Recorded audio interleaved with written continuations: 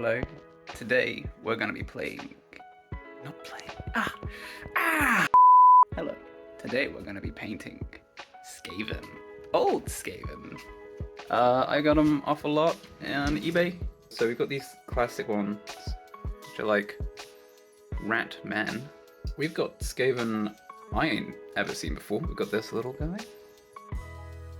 He's a little silly. Then we just got a regular spear one. He's sort of using the same torso and legs as the last one. And then similar plastic, but different body. This could be like I don't know what this is. The armor sort of suggests maybe it's old storm vermin just because he's more heavily armored. But yeah, we're gonna get these guys sprayed up and then we'll go from there.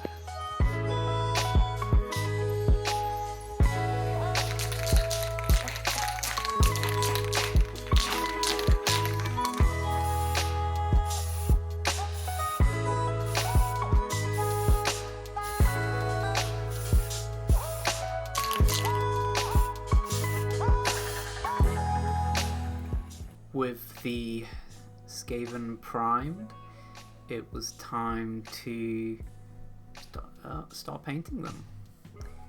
I started off with Bugman's Glow. I always start off with this paint for the skin of any of my Skaven. It's a really nice sort of colour to build off of. If I want to go more pale, more dark, it's sort of a good undercoat, especially when the model's already grey and quite desaturated. Definitely adds a bit of life onto their skin. However, later on I will be coming back to brighten and desaturate it just a smidge, because these are not supposed to be healthy rats. They're supposed to be the misbegotten dregs of Skaven society. Next up was the fur. I just used a brown for this. I've got it right here. It's a Gore 4 brown. After this, I did the red. That's probably the most challenging color to use. My red at the moment, Mephiston red. It's a bit dry, so a bit hard to work with when you thin it down. You know, it's not the usual process of thinning down a paint because it comes extremely thick. So I accidentally ended up making it too thin. So I have to come back with a couple more layers of that. Yeah, I paint his cloth red. It's sort of a Clan Moors colour, as that's sort of my preferred clan in Total War Warhammer.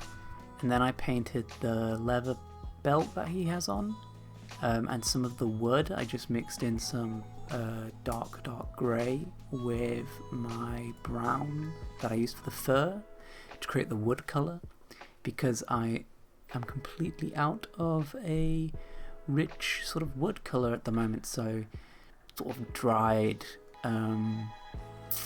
desaturated wood works pretty well for Skaven.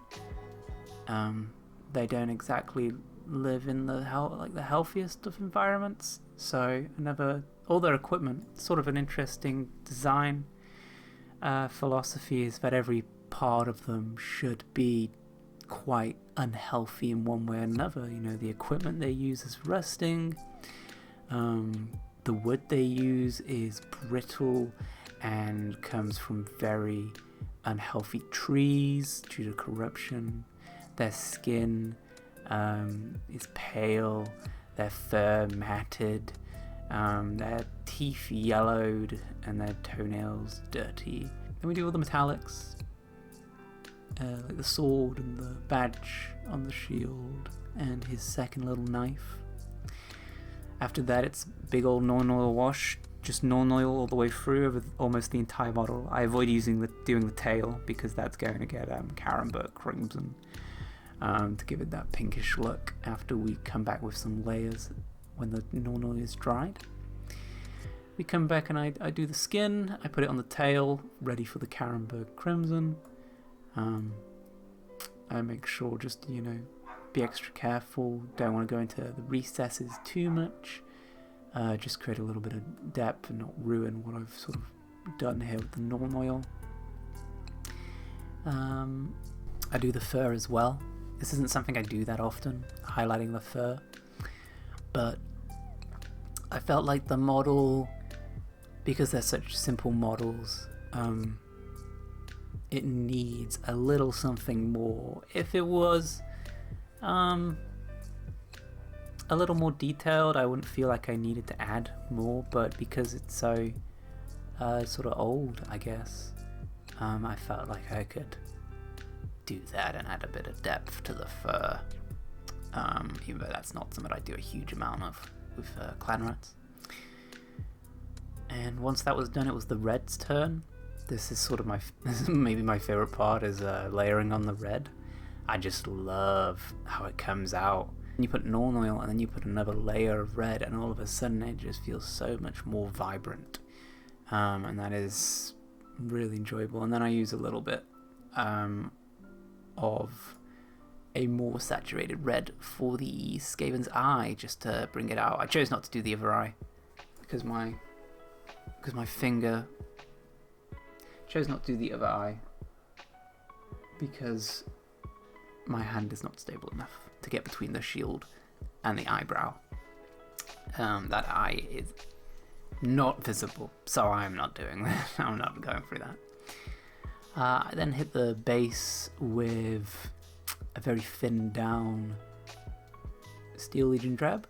Any colour like this really does. And then we did the Carambo Crimson.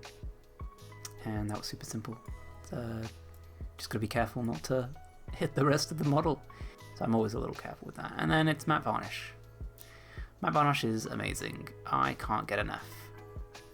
It just, the effect it creates, it emphasizes the brush strokes. I